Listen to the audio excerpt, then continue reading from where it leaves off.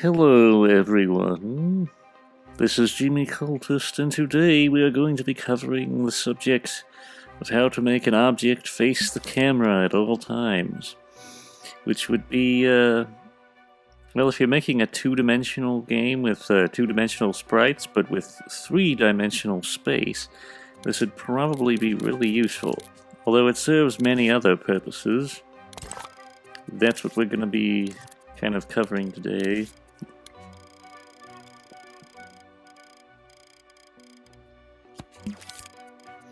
I remember there were certain older games where they would have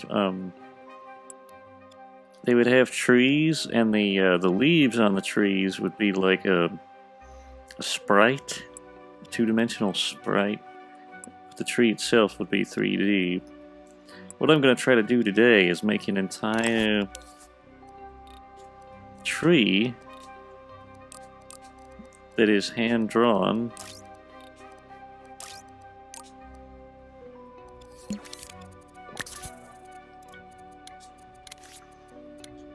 And all I wanted to do is face the camera at all times, which I'm going to show you how to do that logic-wise. I just thought I'd add a little artistic element to it so that you could see how this tool could be used, possibly.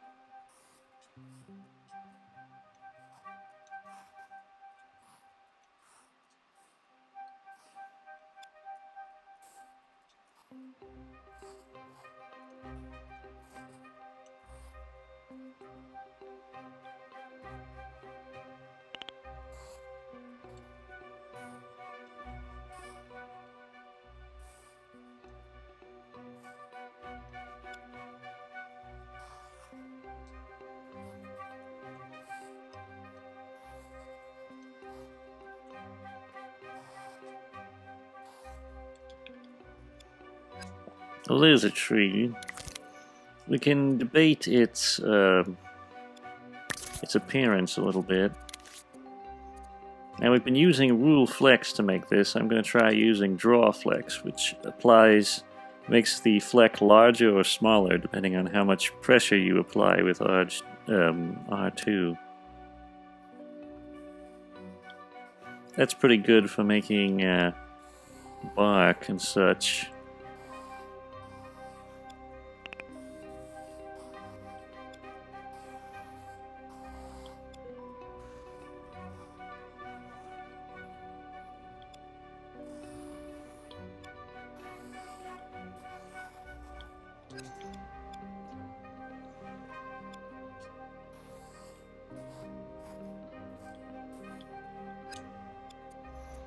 Anyway, let's go ahead and group these two objects, the fleck and the other part.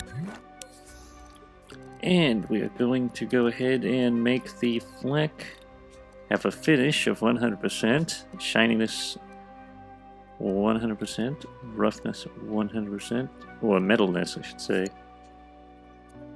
That makes it least reflective to outside light, which is really good in this case. We're also going to turn off luminoise. Take the color tint amount down to nothing. And we're going to start carving some stuff out here.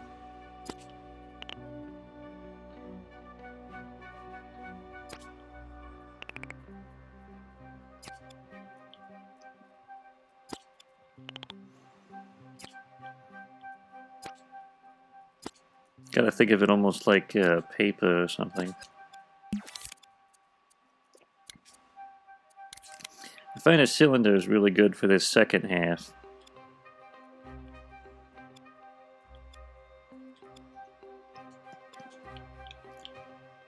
Now you want to press L1 and triangle to put it back to, what is that called again? Smear. I'm also going to set this on, the studio lighting, so that we can actually see the difference between the background and what we're doing.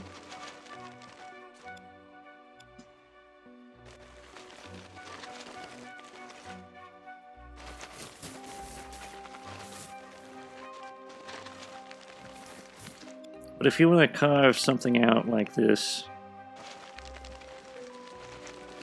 I find that the cylinder is a good choice.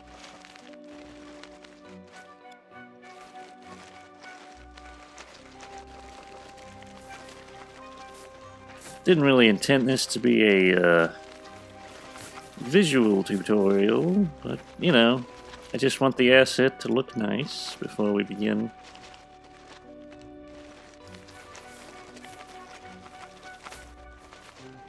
I feel like people should be making more games like this in Dreams, more games that utilize two-dimensional graphics. It's a big crowd pleaser, I would know.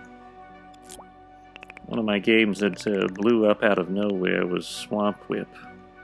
Utilized a similar technique. It wasn't three-dimensional, though.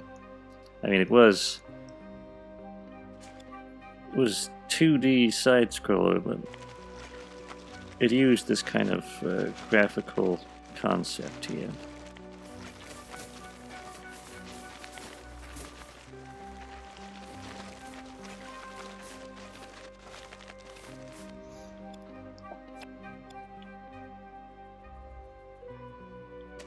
It blew up by Dreams standards, which means it got like 2,000 likes.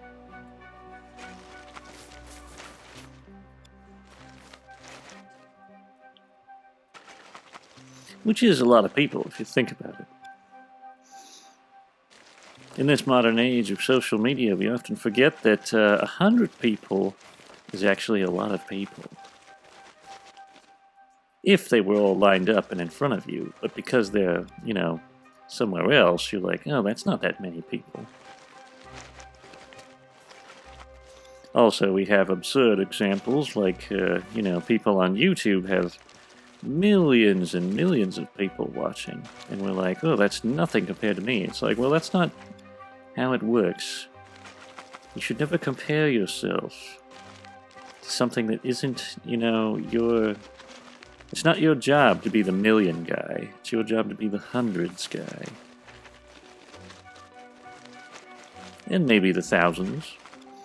And maybe one day the millions, if you're lucky.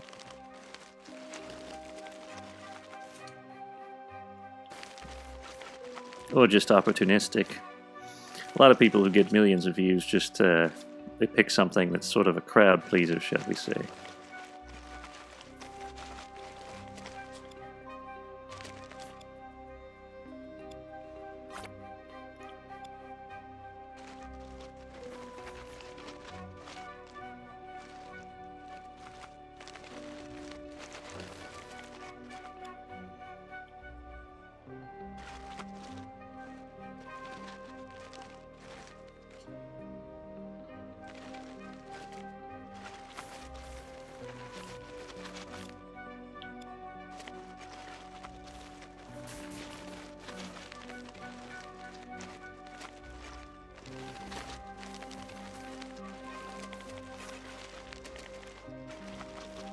But yes, 100 people is nothing to be sneezed at. Or 800 people, for that matter.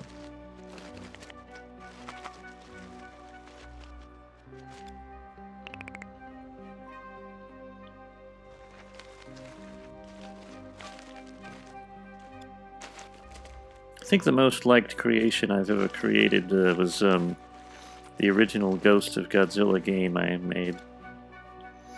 Got around 7,000 likes. That was a bit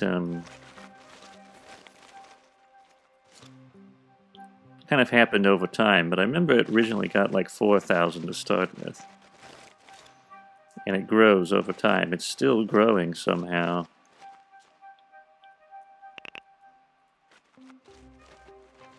Probably got the most exposure on YouTube, I think. There's a lot of old videos up about it. It's kind of too bad, really, because it's not actually that great compared to the newer one I released. The new Godzilla game is a lot better. And I would much rather have that be my remembered Godzilla game, just because of the quality level is a lot better. The sculpts and all that. And the gameplay.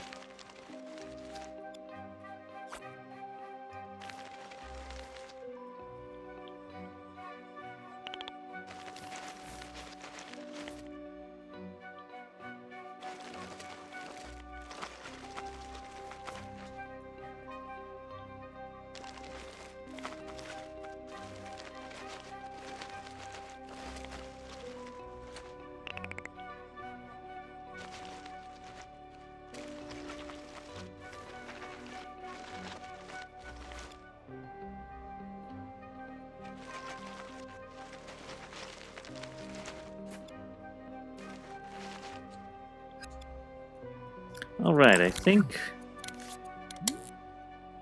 we're ready now. Let's just go ahead and make sure we've got all the little dots and stuff.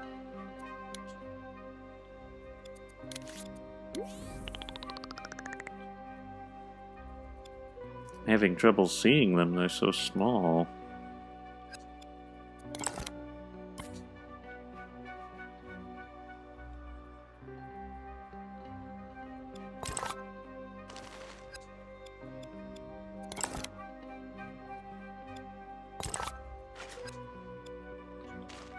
Oops.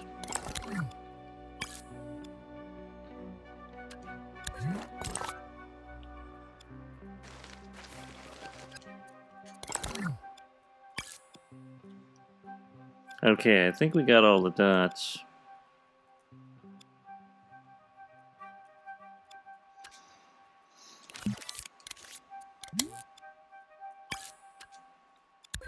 Nope, there's still more.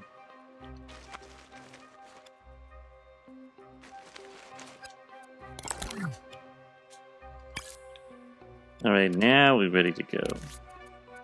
And we're going to create a new group, which you will understand the reason why in a moment. Put out this paint fleck. Just group these two things.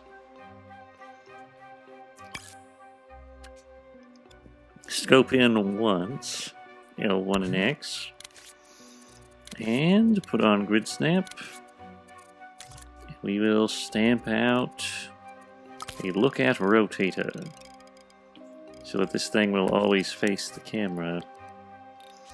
Maximum dampening and maximum strength, stay upright, speed, maximum, as high as it'll go. Y strength 0, because we probably don't want it facing up or down. I guess it depends. If you're making a game where you have a lot of platforming, you might want it to have Y strength as well, which is kind of weird, but you'll see that later. I might demonstrate what it would look like with Y strength, just to give you an idea.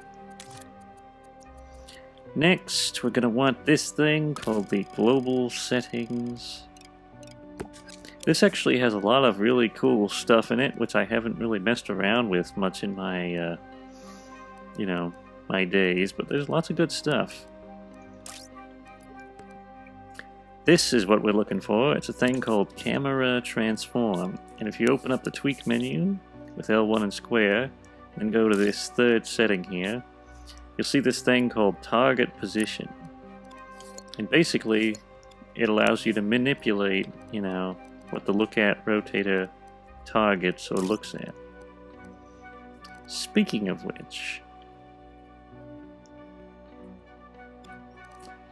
let's go to Affected Objects and select the tree.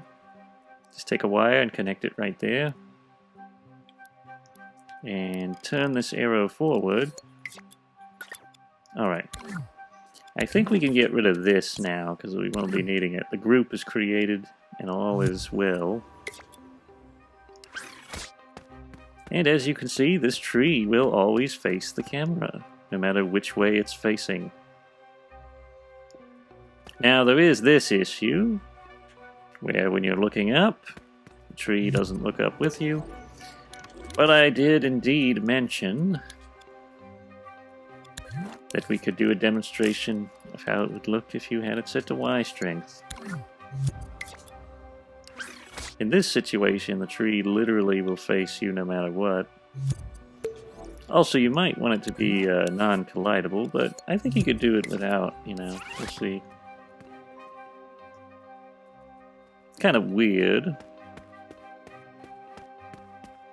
But yeah, that's how you could create two-dimensional assets that always face the camera. Let's make a whole bunch of them, see what a forest would be like.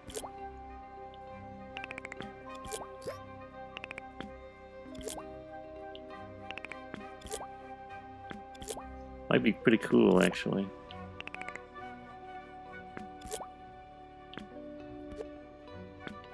Make sure they're touching the ground, of course.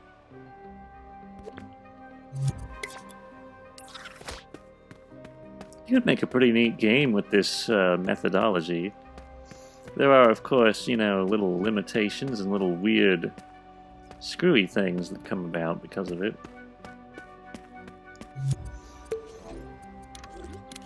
But I don't know, it's just too cool not to try. I will try turning off Stay Upright just to see what the results are.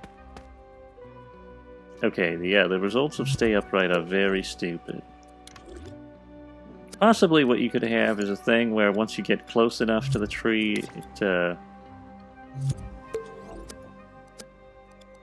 you know, doesn't work or whatever. We'll try turning off Y strength, maybe that would work. You know, that's okay. Just have it be like that.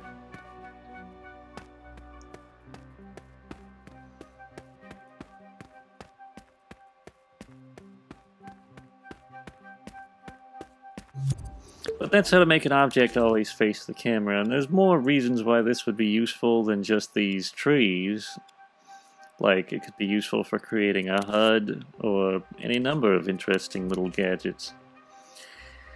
But hopefully you found this useful. Now we're going to give a quick shout out to our monthly supporters on Ko-fi.